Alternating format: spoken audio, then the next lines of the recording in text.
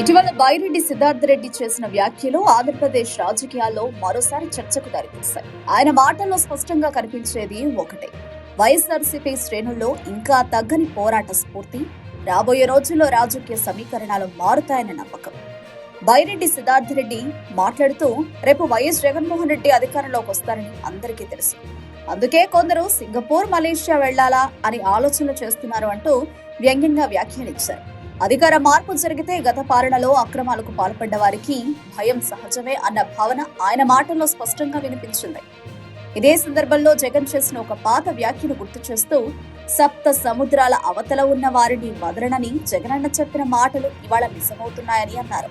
ఇది కేవలం హెచ్చరిక కాదు, పార్టీ క్యాడర్కి ఇచ్చిన ధైర్యమని ఆయన పేర్కొన్నారు. ఇటీవల ఎన్నికల్లో 11 సీట్లు మాత్రమే గెలిచిన తర్వాత కూడా ప్రత్యర్థి వర్గాల్లో భయం మొదలైందని, అదే వారి ఆత్మవిశ్వాస లోపాన్ని బయటపెడుతోందని బైరెడ్డి వ్యాఖ్యానించారు.